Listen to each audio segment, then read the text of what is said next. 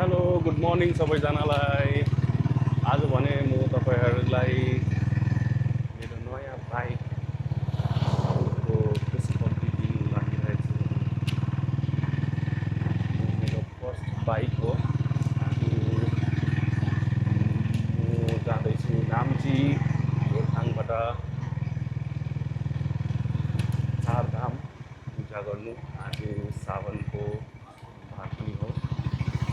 अनि सावनमा रुद्र अभिषेक गर्नुको लागि शिवजीलाई नाम्ची जान लागिरहेको छु। कस्तो दामी भ्यू हेर्नुहोस् न वहाँ। हाम्रो सिक्किम चाहिँ साह्रै नै राम्रो, साह्रै नै ब्युटिफुल छ। राइड गर्नु मजा आइरहेछ यस्तो दामी वेदरमा। हेर्नुहोस् न, हल्का पानी परेर चाहिँ बाटो पनि अलिकति भिजिरहेछ हो। कस्तो मजाको देखिरहेछ। अनि आज ट्राफिकहरू पनि कम्ती छ, त्यस्तो बेसी ट्राफिक पनि छैन। एकदम स्मुथ मजाले राइड गरिरहेको छु। अनि बिहान उठेर केही नखाइकन हिँडेको। अब पूजा गरेर त्यहाँदेखि चाहिँ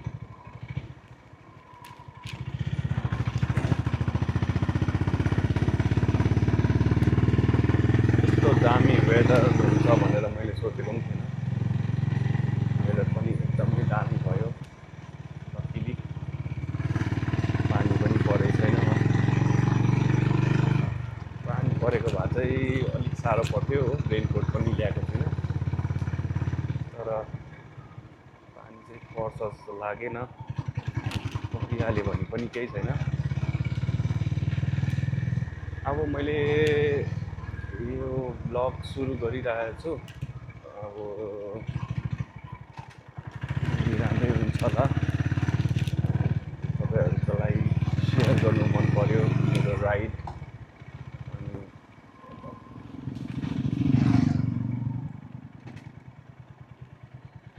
निकै जग्गा पानी, रोडमा पानी भरेको छ। अनि जुत्ता चाहिँ हिलो हुन्छ। सबैभन्दा मन परेको चिज चाहिँ अब आफूमा भएको चाहिँ जुत्तै हो। जुत्ताको चाहिँ अब म अलिक क्रेजी नै छु, त्यही भएर माया लाग्छ हो।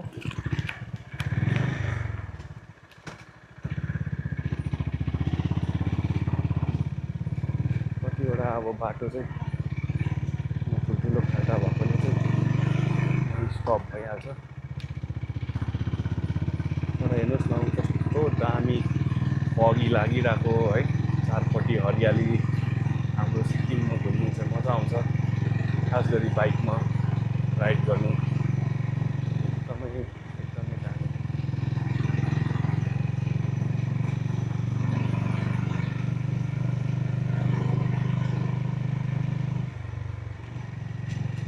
म चाहिँ प्रायः मन्डे चाहिँ प्रायः चारधाममा दर्शन गर्नु जान्छु।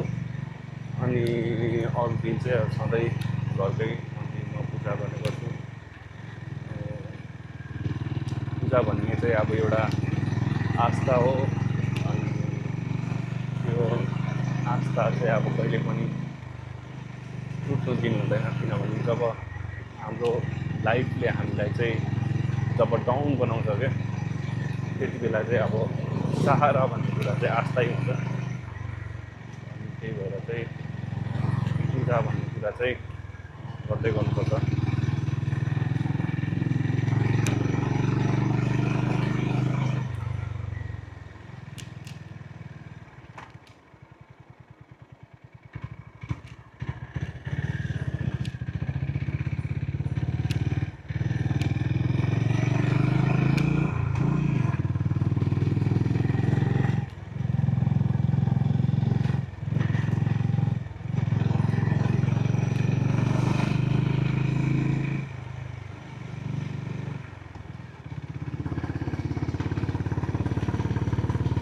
कस्तो दामी देखेको हेर्नुहोस् न, बाँसको घारी कस्तो ब्युटिफुल क्या।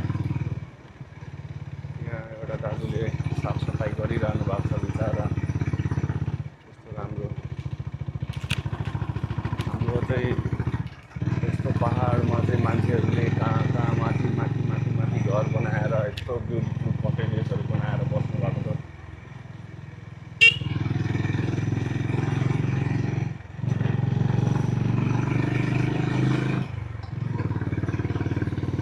अन्त साँच्चै वेदर चाहिँ एकदमै एकदमै दामी भएर गयो। साह्रै नै रमाइलो, साह्रै नै रमाइलो।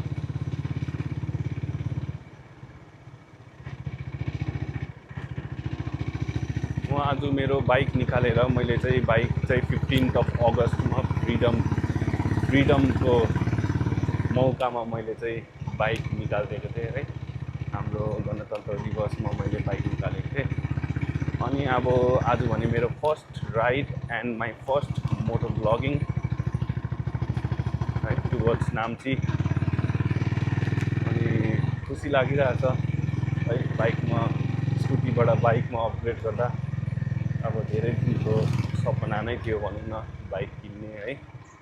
अब कति परिस्थितिले गर्दा चाहिँ मैले अब निकाल्नु सकेको थिइनँ, तर फाइनली मैले चाहिँ अब बाइक निकाल्नु सकेँ, बाइक निकालेँ है। अनि खुसी पनि लागिरहेछ। अब होन्डाको बाइक है कति स्मुथ छ। अब एउटा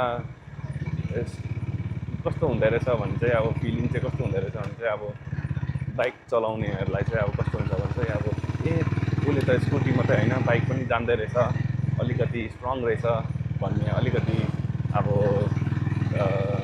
कस्तो रहेछ फ्री रहेछ केटा, इन्डिपेन्डेन्ट रहेछ भन्ने खाले हुन्छ क्या।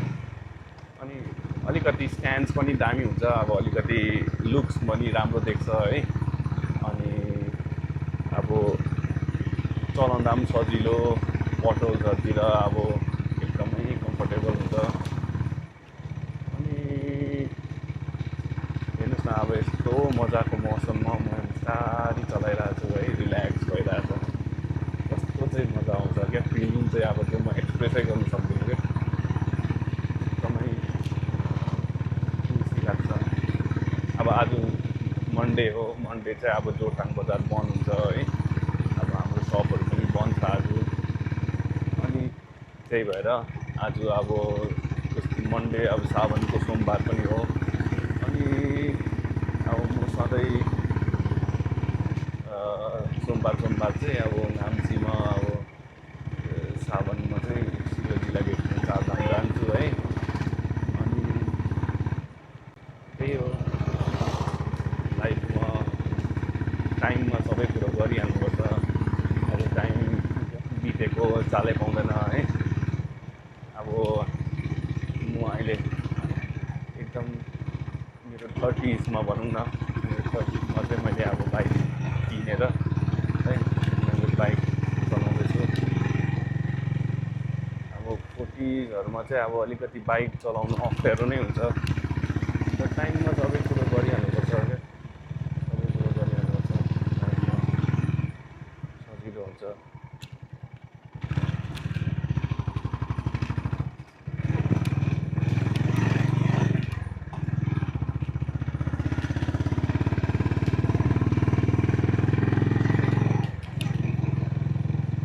एकदमै मजा आइरहेछ अब मलाई चलाउनु चाहिँ हो।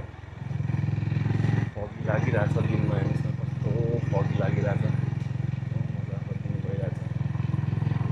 अब त अगाडि त भिजिबिलिटी पनि हुन्छ कि हुँदैन जस्तो भयो त, बाटो पो देख्छ कि देख्दैन भयो। मेरोमा त फगी लाइट पनि छैन। अब बिस्तारै कुदाउनुपर्छ। चाहिँ साथी हो कस्तो फगी लागिरहेछ दिनमा है।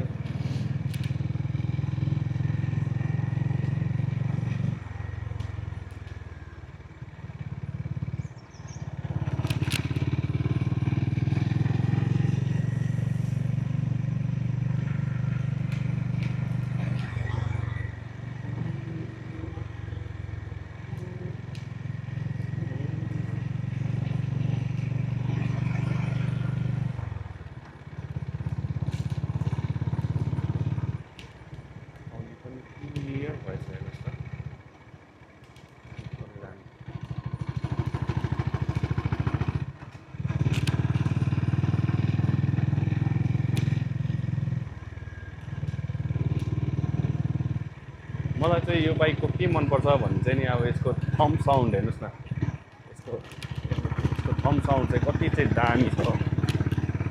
साउन्ड हेर्नुहोस् न, कति चाहिँ एक्जस्ट साउन्ड हो, कति चाहिँ दामी छ क्या। थम्ब साउन्डमै म चाहिँ अब पागल भइदिएँ।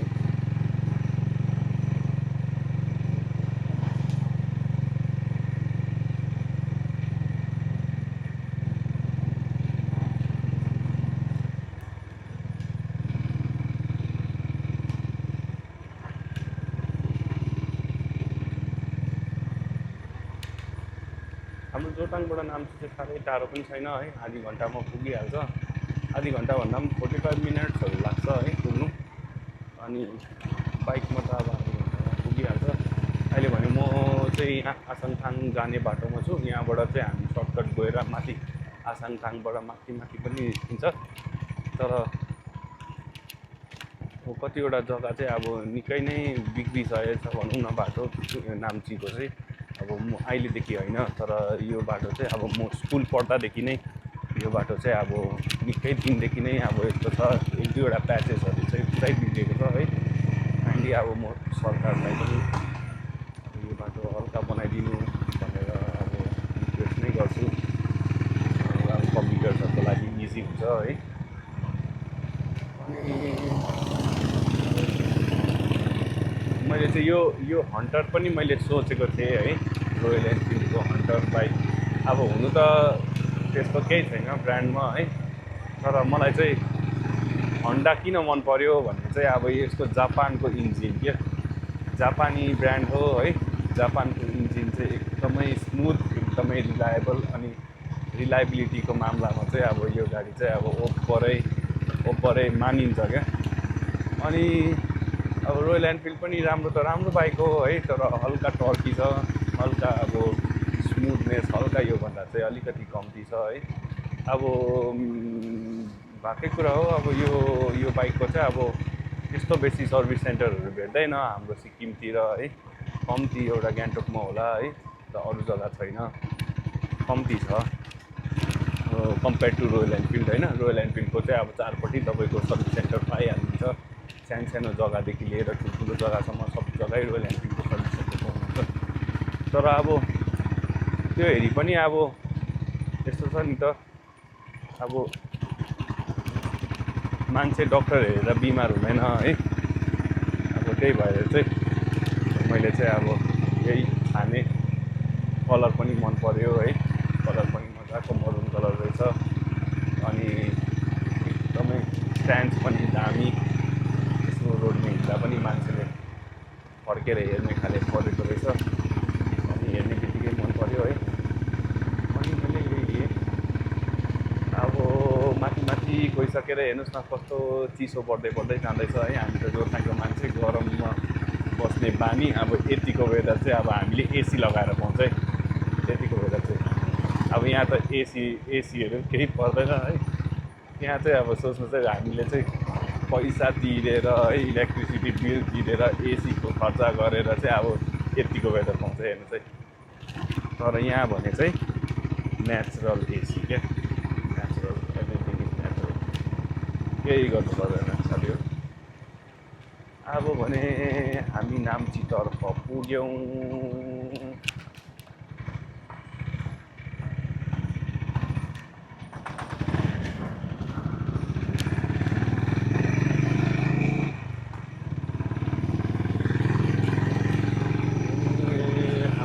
तर्फ लाग्यौँ है। अब यहाँबाट हामी उकालो चढ्नुपर्छ चारधामपट्टि चढेर हामी स्टेडियम बाटो जानुपर्छ है।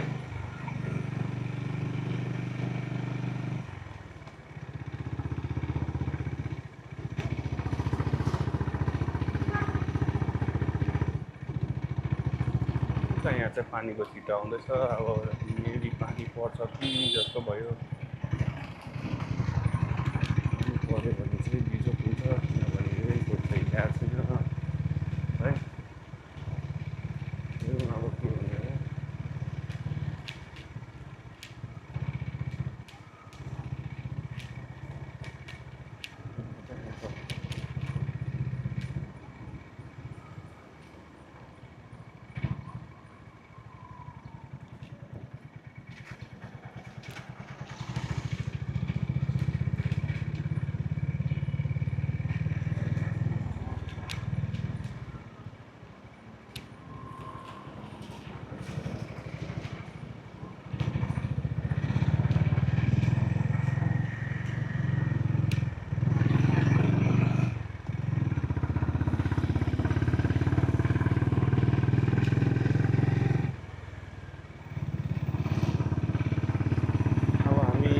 चारधामपट्टि लाग्यौँ है।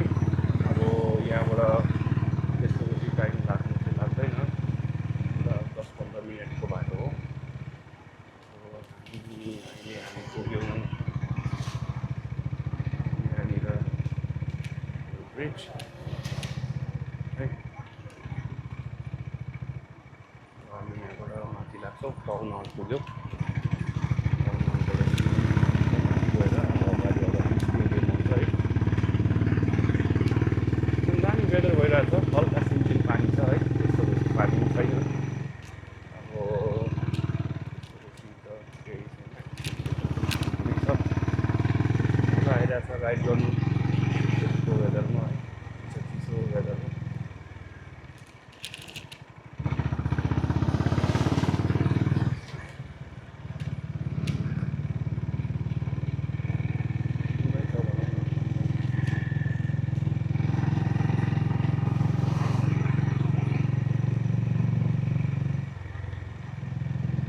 यहाँ पनि अब एकदम मजाले बनाएको थियो जस्तो लाग्यो।